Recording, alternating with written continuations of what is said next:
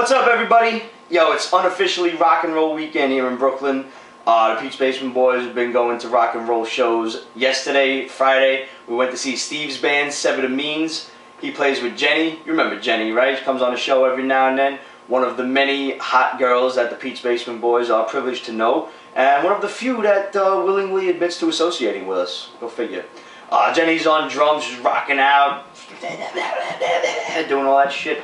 And Steve's on lead guitar. He's just like, Steve's got this one pose that he does this all the time. Every now and then he looks down at his guitar. This looks like he's thinking like, I'm awesome. I am. And he is. He's a great guitar player. He's been playing for years. Check him out, guys. SeverTheMeans.com, Facebook.com/SeverTheMeans. Some great music, great vocals. Buddy Ben on bass and Mo on vocals, guys. You gotta check this out. Write to us. Let us know what you think of Steve's music, man. It's fucking good.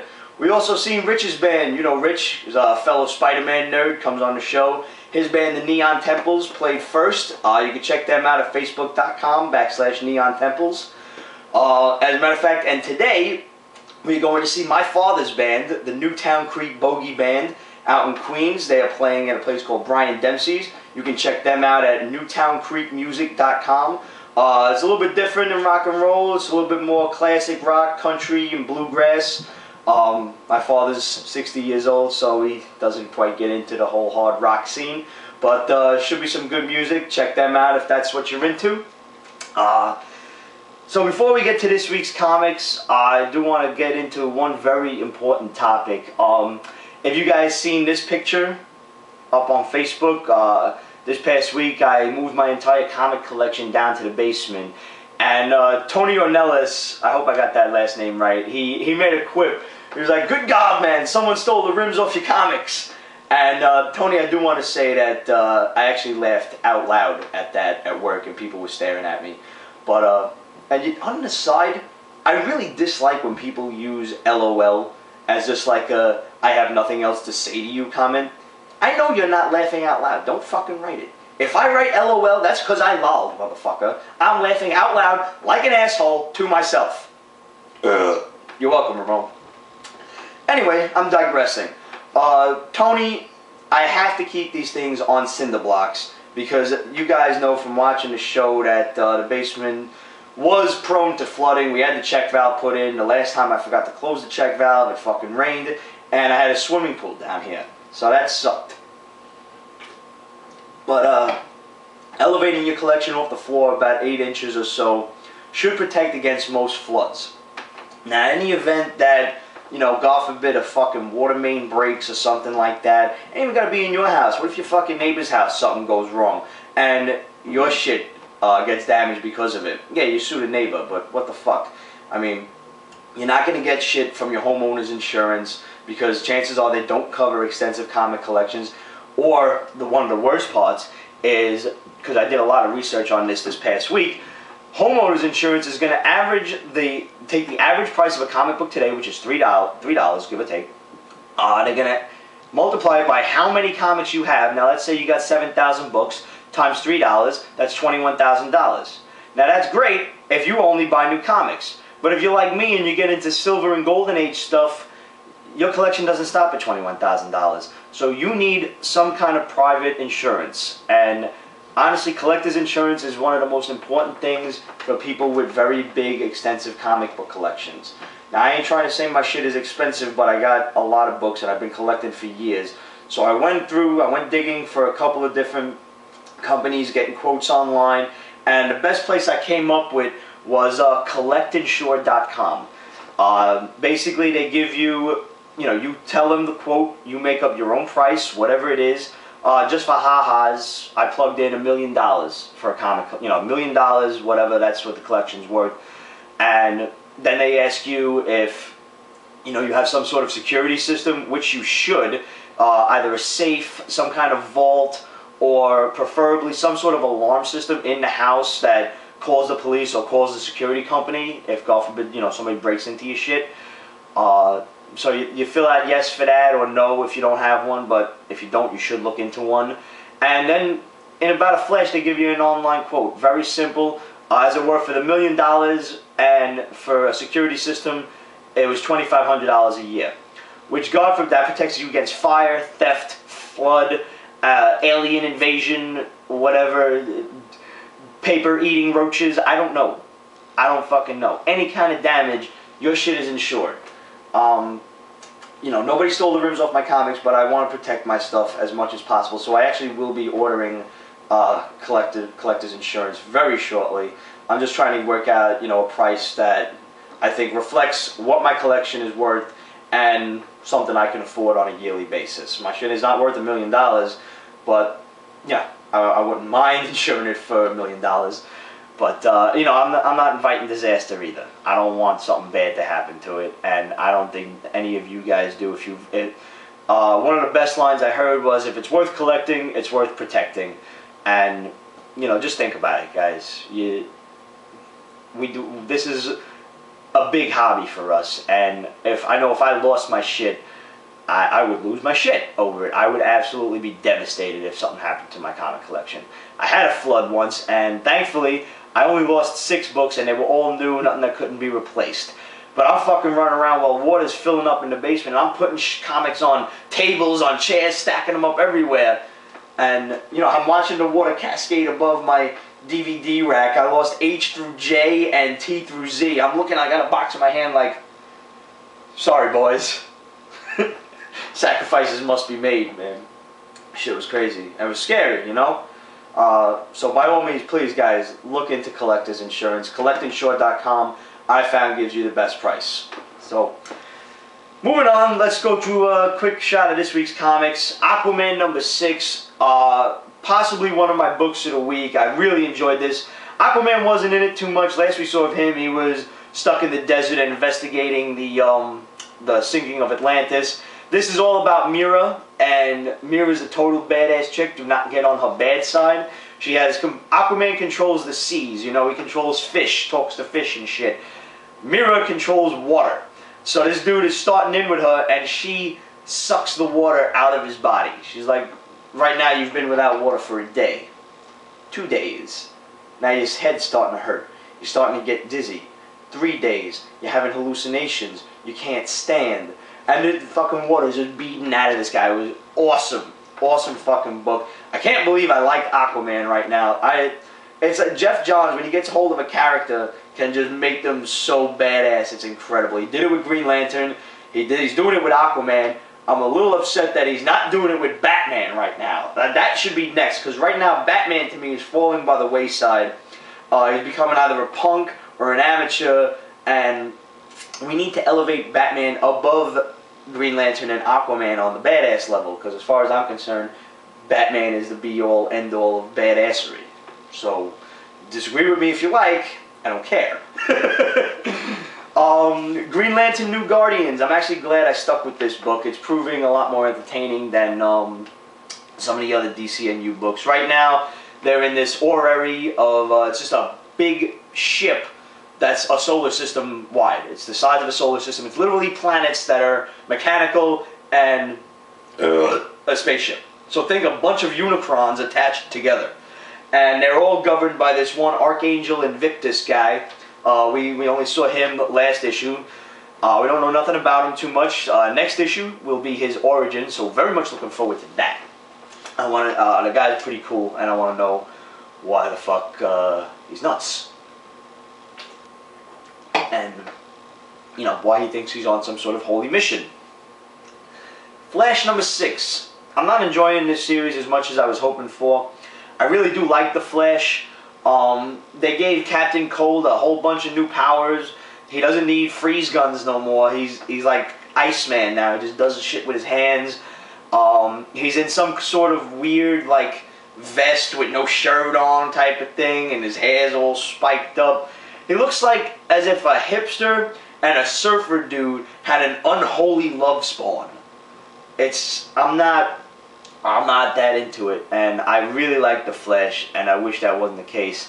I'm gonna stick around for a while longer, but it's drawing closer to the chopping block, unfortunately. Dark Knight #6. I picked this up purely for the cover, the homage to the Batman 497 Breaking of the Bat cover. I dropped this book as of like 2 issues ago because they weren't really explaining why all of these supervillains are suddenly, they look like they're jacked up on Venom, but it was like the Scarecrow's fear gas that was doing it to them, as I recall. But now we're introducing Bane, so I don't know, maybe it was Venom that, you know, that was jacking up the supervillains, and we also don't, like, I don't know, help me out here, guys, please. Like, was it Venom that was jacking up the villains? Where does Bane stand in relation to the new DC universe as opposed to the old? Has he broken Batman's back? Is this the new Bane? Is Batman familiar with him? I read the book and I didn't really grasp it, so if anybody wants to shed some light on this, got a little insight, please do. You know the drill. Hit us up, questions@PetesBasement.com, Facebook.com/PetesBasement. Make sure you follow us on Twitter. Every time I read a book, I always tweet whether I like it and, you know, some quick opinions on it. On to Marvel, The Mighty Thor, number 11. I'm really glad that, you know, Matt Fraction is not dragging out this whole Tyrannus story. Tyrannus, whatever the fuck his name is. Tannerus, whatever the fuck. You know, everybody's starting to remember that who Thor was, and, you know, he's coming back. The next issue should be the big fight scene. It's a good story. It really is, and it's not being dragged out. Fantastic Four, 603, the opposite of not being dragged out. It's a good story, but it needs to move the fuck on already. Right now, we just got the Celestials beat the snot out of Galactus, and Galactus, like, falls to the earth, and something that is very reminiscent of that other Fantastic Four issue where, like, you know, you saw Galactus in the future dead, and there was the Council of Reeds. So this is all connecting to, like, one big 2 or 3 year story that Hickman's got going. Having a little trouble following it because I was, you know, in and out of this story for a while. So I think Steve will probably have more familiarity with it, and I'll, when I talk to him later, me and him will geek out a little bit, and hopefully he can explain it to me. Finally on my list was Ultimate Spider-Man number 7. I'm really glad I stuck with this one. It's getting more and more entertaining. Right now, the big, you know, reveal in this was the Prowler, who is Miles' uncle, goes to the Tinkerer, and he's like, yo, did you hook up this new Spider-Man with equipment? Who is this? Tinkerer's like, no, it wasn't me. You know, maybe it was somebody else that did it. And the Prowler, the Tinkerer is explaining to him how Norman Osborn was experimenting on the spiders, and he was technically the one who created Spider-Man because the spiders came from his lab, and the spiders, you know, bit Peter Parker, and then, you know, Prowler's putting this all together, like, wait a minute, my nephew just came home with a weird-looking spider that bit him, and then, like, he passed out and whatever, and, you know, he's like, does this spider have a number on it? And Tinker's like, well, yeah. You know, if they were doing sequential experiments, the spiders would have been numbered or lettered or something. And he's like, well, how many people know about this? He's like, I don't even know what we're talking about. Bang! Shoots the fucking Tinkerer right in the head. So the Prowler has put together that his nephew is the new Spider-Man. And that's how the book ends. He goes to see his nephew and he's like, so, Miles, you've been pretty busy. Like I said, I'm enjoying this book. It's kind of fun to really see, like, a Spider-Man totally year one again, and, you know, he's a younger kid, so I'm not really sure how that's going to play itself out. The kid's in, like, grammar school, but, you know, it's Spider-Man, so I'm always going to stick around and see where it goes. Lastly, this week is Magneto, Not a Hero, issue 4 of 4.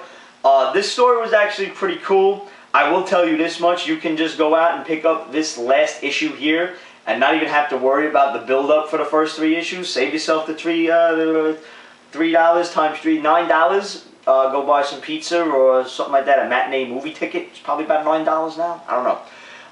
This is the big old fight scene between Magneto and Joseph. It's fucking awesome. Basically, Joseph is employed by the humans to kill a bunch of other humans and rile the rest of the humans against the mutants, because Joseph is dressed up as Magneto. And Magneto interrupts him at this point, and then these two start fighting, and they are literally throwing planes, trains, and automobiles at each other. It's ridiculous. John Candy is amazed somewhere. It's a great story. We see Magneto fucking kicking ass, taking names, and finally at the end, he kind of proves that, no, he's not a hero, because these humans are just ridiculous, and he just saved their lives, and they're still going to attack him, so he drops the rest of the building on him. Like, fuck you guys. He just, like, puts his head down and... Because he's still Magneto. He's still badass. He's not a hero. He's just doing the right thing. What he feels at this point is the right thing for mutant kind. Which at this point is for him to follow Cyclops in the X-Men. But don't sleep on Magneto. He's still a villain. That's like the culmination of this story. I really enjoyed it. I highly suggest you go off and pick up at least this issue. You will thoroughly enjoy it. Next week, got another roundtable coming at you. Looking forward to a couple of books that I didn't get a chance to get to this week. From Image Comics, No Place Like Home, which is this weird, like Dorothy Wizard of Oz story with murders. There's something about tornadoes and shit. It looked interesting, and you know the girl's like opening a shirt on the cover, so boobs. Interesting. Ted McKeever's Mondo. This looked pretty funny. So we'll review that for you next week. And finally, we got Dragon Rider, the New Prophecy, coming at you. We will see you guys next week. I turn you over to the rest of the boys. Don't forget, severthemeans.com, facebook.com/severthemeans, facebook.com/Neon Temples, and newtowncreekmusic.com. Later, guys. Alright, let's start with American Vampire 24. They hide it now down here. I'm not sure why. Shh, don't tell anybody it's the 24th issue. Shh. Put it all the way in the bottom of the corner. I like it. I'm still liking it. So, if you haven't ever read it before and you pick this up, you won't be completely lost. But I recommend going back and getting trades or however you want to do it. It's a good series. So, good artwork. And even the side sisters thing, Survival of the Fittest, was good too. So, or is good. It's still out, right? Jennifer Blood, number 9. Basically, she's the female Punisher. But it's good. I mean, except her immediate family's alive, and she lives with them, and they have no idea, supposedly, no idea that has this other side to her. So, in this issue, her son found a gun in the basement, one of her guns, and all of a sudden he's like outside thinking it's a toy playing with it. So she has to convince him that, look, you didn't find the basement, you found it on the lawn. So if the police come, they're going to take you away if they find out that blah, blah, blah. So, I mean, there's weirdness, like, one of the guys that's helping her out gets into a fight with an assassin, and they punch him, and his eye pops out, and they squeeze it. Like, it's just, that's silly, and it's, you know, dopey. But I'm still liking it. I didn't realize it was going to be this long. I thought it was going to be a couple issues and a mini. But the artwork is really good. I like it. What is it? Tim Bradstreet. So it's a cool cover. So I'm gonna keep getting that. Voodoo, number 6. Artwork is still beautiful, and the colors are great. I think when you say art, colors go along with that because it's part of the artwork. But I think if you don't have a good colorist, it's you gotta have really good art as far as the drawing of the scenes and the paneling and everything. But if the colors don't fit, I think it could be construed as bad artwork. This is great artwork, and I think the colors fit. It's subdued, it's darker. I think it's appropriate for the artwork. And the cool thing about this artwork, I think, is that, like in this shot here, you have a couple of shots of voodoo, and you can tell there's voodoo in every shot.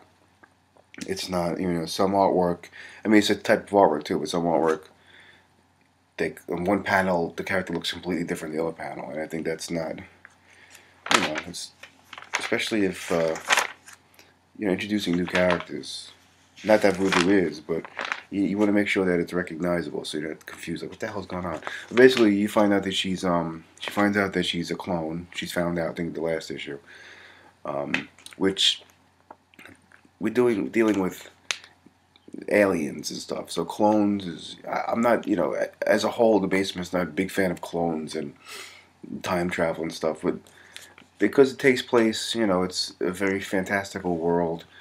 It's different than like Spider-Man, who's supposed to be kind of more realistic in New York City. So it's a little more acceptable. But I still like it. I have a really bad feeling that it's gonna get canceled just because I'm liking it. Me, Steve. So they're probably gonna cancel it. But the artwork is beautiful. The story's good. I mean, the story's not the best thing in the world, but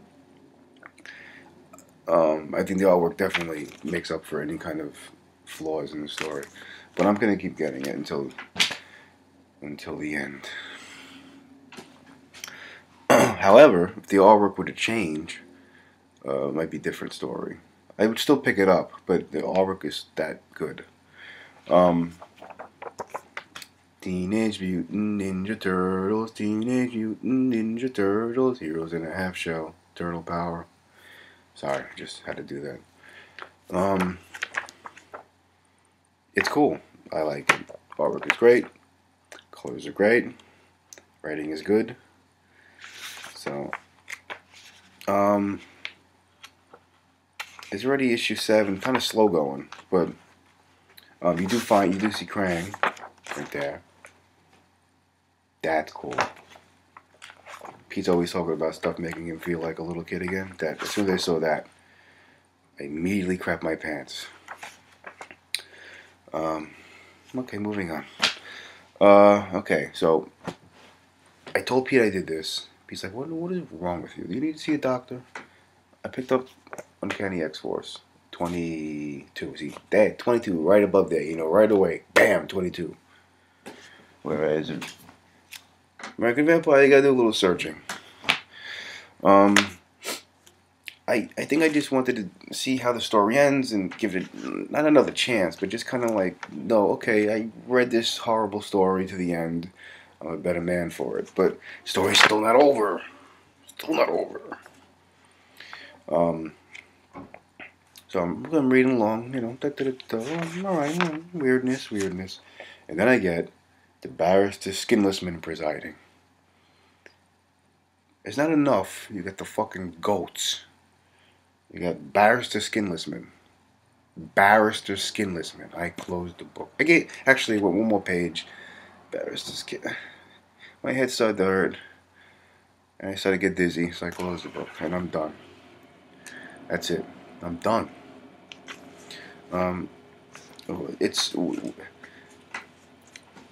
It doesn't need to be this weird. Okay? It doesn't have to be this strange. You don't need goat people and weird dinosaurs that are just don't have bones. Like, you don't need that. Not in X-Force. Now, Justice League Dark, you have weirdness and demons and stuff, but it's Justice League Dark. They're all like magicians and those kind of characters. It's got Madame Xanadu and it's got Zatanna. So this is weird. This is weirdness, but it's justified weirdness. This is weirdness just for like the sake of being weird. Like I can't take it. So, but now we're on the subject of Justice League Dark. Find out basically all the people in Justice League Dark are having these nightmares, and they approach Madame Xanadu about it, and she's like, "Look, there are things that will happen, or can happen, will or can, if you don't stick together and do what you need to do together as a team." So basically, they're forced to do this. It's kind of almost like, I can't think of the right word, but they have no choice. They don't really like each other, but they got to do it. So I like, and the artwork is great. Again, artwork great, color is good, story is good. Some weirdness splashed about, but it's okay. So I'm gonna keep getting it. Another thing that I'm afraid is gonna canceled just because I like it. You know, the New 52 stuff that I'm not reading will probably live on forever. But the few things that I do read, they're gonna be like, you know what? The artwork is too good. Get rid of it. Secret Avengers 23. I'm done. I can't. I gave Secret Avengers more than enough chances. It was good in the very beginning. And then they had, like, once that story ended, they had one shots, which is fine. You don't have to go right into another story. And they were okay, but I can't. It's just, I don't know. I don't care anymore about the story. The lineup changed.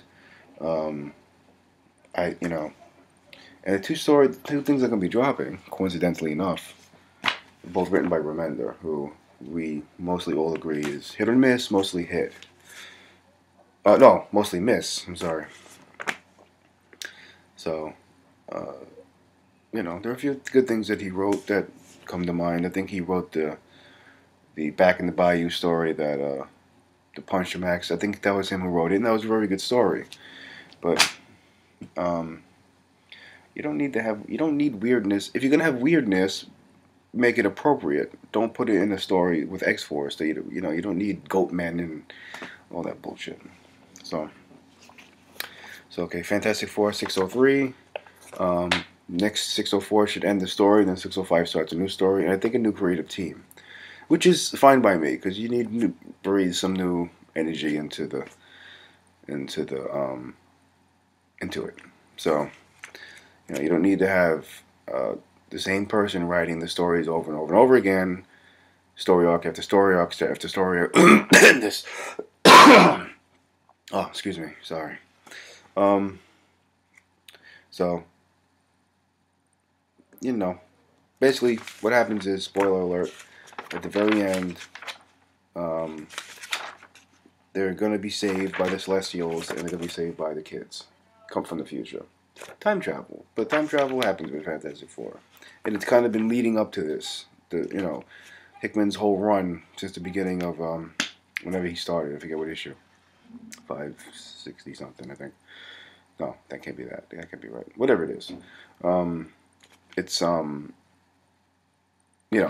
they come back. Next issue, we'll find out what the hell's been going on the whole time.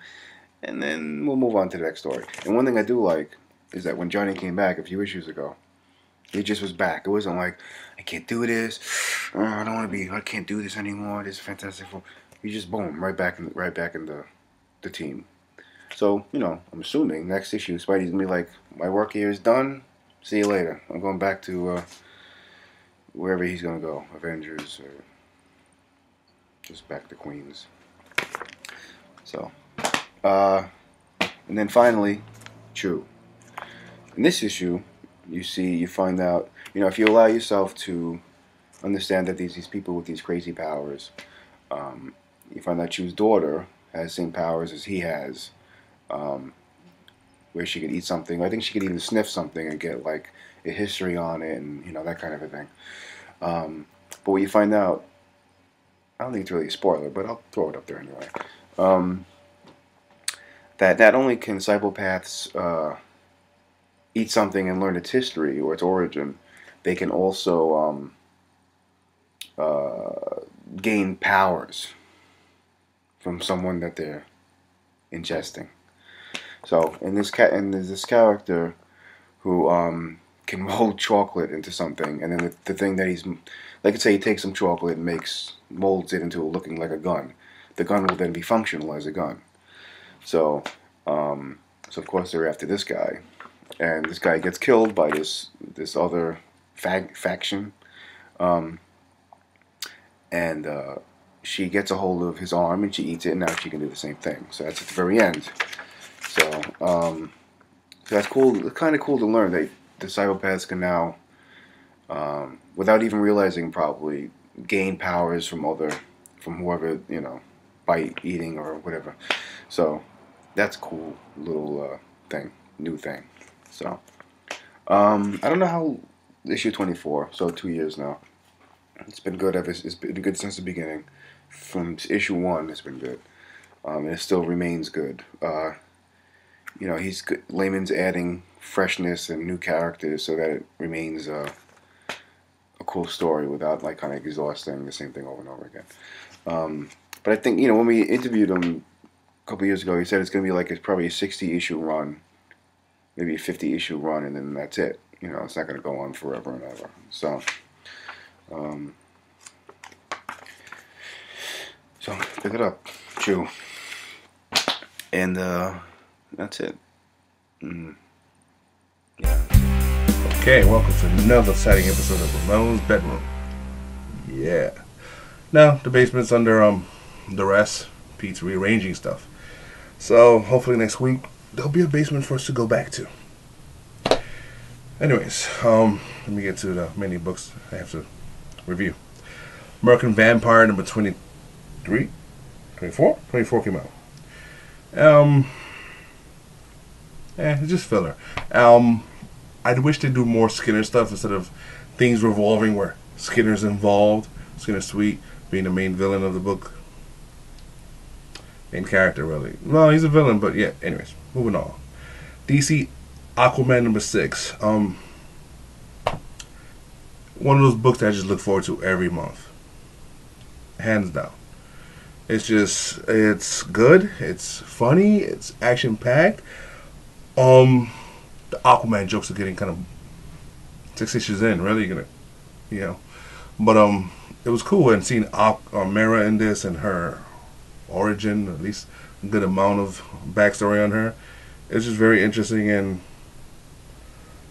kudos to Jeff Johns in this book. Batman: The Dark Knight, The Rise of Bane number 6. I don't really care for it. And considering in The Dark Knight also they use so many villains already, and it's getting kind of The best one is the whole White Rabbit chick, and she's interesting, and I hope she's more than just Bane's bitch. That's it. Green Lantern's New Guardians. The one saving grace about this, because again this still reminds me of that whole Andromeda planet bullshit I told you about, is that this possibly not yet, but possibly could show more backstory on Orange Lantern, and that's something I really want to know. I want to know more about him, how he got his powers, how he pissed off this motherfucker, and also the inhabitants of these planets. Tamaranians and all that is still around, and that's opens up a world of cosmic possibilities for DC. Hopefully they'll take advantage of that. I, Vampire number 6. This is another book that I definitely wait for every fucking month. It's damn good. It is. It's just, whew. And this has a surprise ending, and the next starts a crossover with Justice League Dark, which is still on my iffy list, but we'll get to that some other time. It's good. I highly recommend this. Justice League Dark number 6. It's weird. I personally find it sometimes hard to follow. It's very busy, but so far it has me interested. Even though they draw Zatanna kind of flat-chested, I don't appreciate that. Superman 6. I don't know. I really don't know how I feel about the Superman books, including this one, and it's on my ready to cut list. It is. I feel about it, and just I prefer Supergirl. To tell you the truth, who would have thought? No dirty jokes. Teen Titans number 6. This villain they introduced, Grim.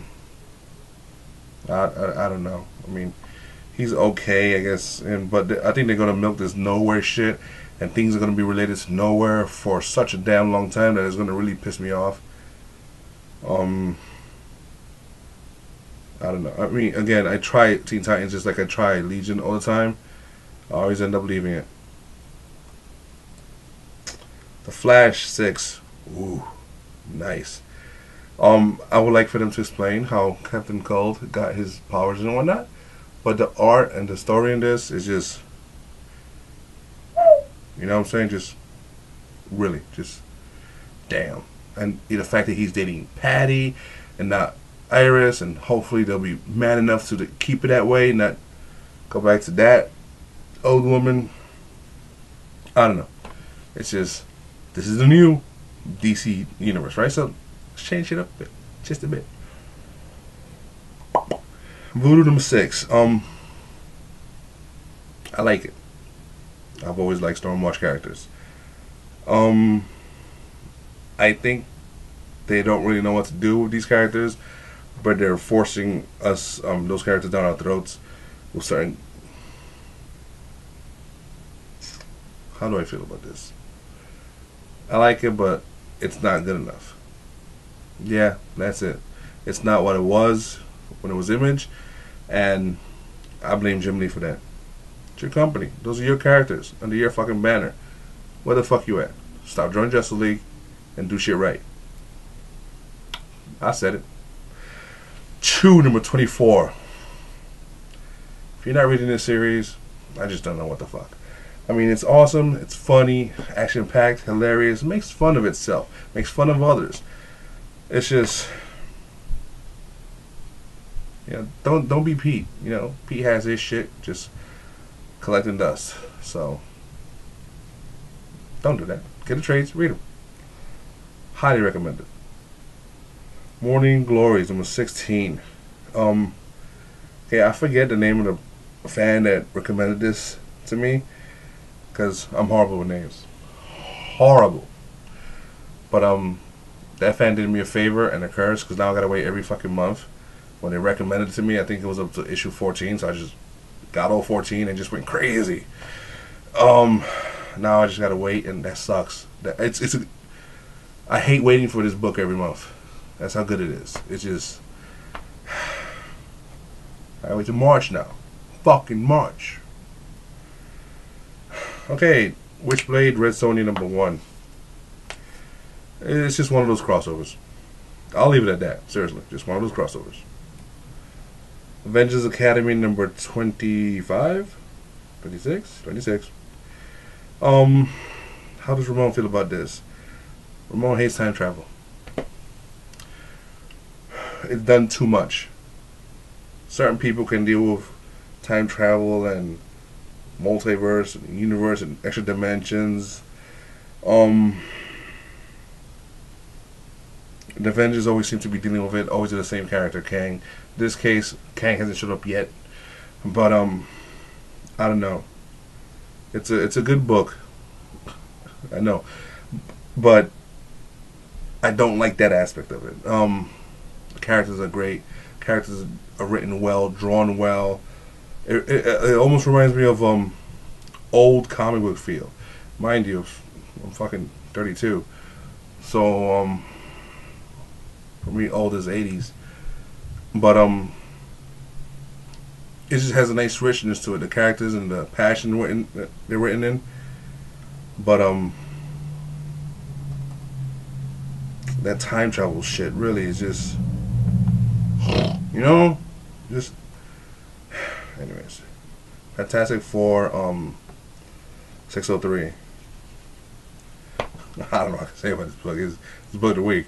Simple as that. Book of the week. I mean, it's Galactus squaring off against everybody. Bring it. That's it. It's just, it's awesome. Except for that whole Voltron part where the Celestials did. But, you know, pick up the book, read it. If you're not reading it, then you're missing out. Because this is Fantastic Four done really well. It's like, we all know Captain America is very cheesy. But for the last few years, he's been done very well. Except recently when he keeps on turning into this skinny little bitch.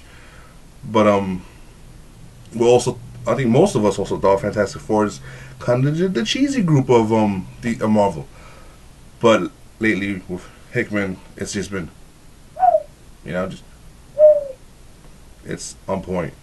I mean, I still don't give a rat's ass about Franklin. I mean, Reed Richards, can't stand him. I can't. But you know, whatever. Pick it up. Pick it up. Book of the week. Magneto, now a hero, not a hero. 404. It wasn't going to do anything big. It wasn't going to do anything monumental because this is just a mini series. It's just, excuse me, a limited series. So, whatever. But the fight scene between him and Joseph is just nice. Really nice. I mean, whole trains are being flung around and shit like that. It's like crazy magnetic powers and shit. Really good. Nice. Just pick up the last issue. You know what? Yeah, pick up the last issue. That's all you really need. The Mighty Thor 11. I don't like the cover. I mean, you see, Thor's arm is just massive, and it's like almost, it's worse than Leafield, which hurts because whatever. The story's good. This is true Asgardian storytelling, and I like it. I mean, Carnilla, Ulick, Trolls, Demigorge, Eater of the Gods, and all that shit. It's epic, which what Asgard should be and Asgardian characters should be. Moving on. New Mutants. New Mutants 38. Okay, it's like the 80s and 90s are back because New Mutants are hanging around and they're trying to be cool and hip, but they're not. Kind of like New Mutants meets the real world. Everybody in the scene wants to fuck each other except for the weird robot who reminds me of Jar Jar. Jar Jar Binks. That one. I know I'm doing it. Surprisingly, it's not on my chopping block list. It's just still there. It's just pick it up. Secret Avengers number 23. I ever told you how much I hate Hawkeye? And how because the movie's coming out, they're gonna really shove him down our fucking throats, and I don't really care for that at all. But we're stuck with him until the movie comes out and then some. Whatever. Uncanny X-Force. Shit of the week. Wolverine and the X-Men number 6. You know what? It's a funny book. I like it. It was entertaining. It was funny, and you don't think Wolverine ain't funny, but bite me. X-Men number 25. Vampires? Leave the vampires alone. Stop with the vampires. Jesus. X-Men Legacy number 262. This is good. This is good X-Men. This is a straight up brawling and fighting and all that shit. It's just Exodus is around. He's uber powerful and things are good in the X-Men universe when it comes to X-Men Legacy. And that's all she wrote. Now, somehow, all those books got to be edited and whatnot by Steve. Steve, I love you. I do. Have fun. Newtown Creek. You can find them at newtowncreekmusic.com. Probably. Fuck me! It's band weekend, matter of fact. So before we get to this week's comics, and I got another important thing to talk to you about. I forgot what I was going to say. Cunt.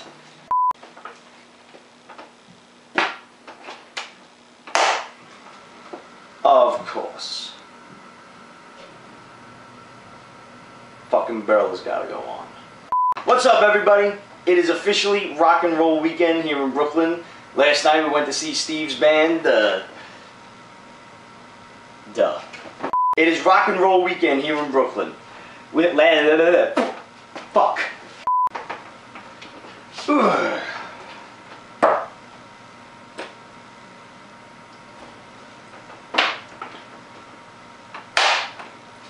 What's up, everybody? It is unofficially rock and roll weekend here in Brooklyn. So we got a segment episode for you because the boys couldn't get together this weekend. Last night we went to see Steve's band, fuck! So the Pete's Basement Boys will be going out to that. You can check them out at newtowncreekband. I'm sorry, that fuck! I almost had it!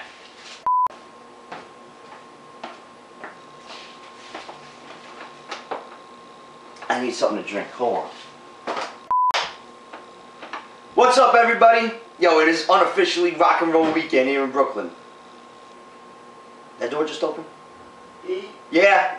Are you filming? Trying. Oh, I'm sorry. What's up? Those meetings on Bell Boulevard, are they till 7 or 10, do you remember?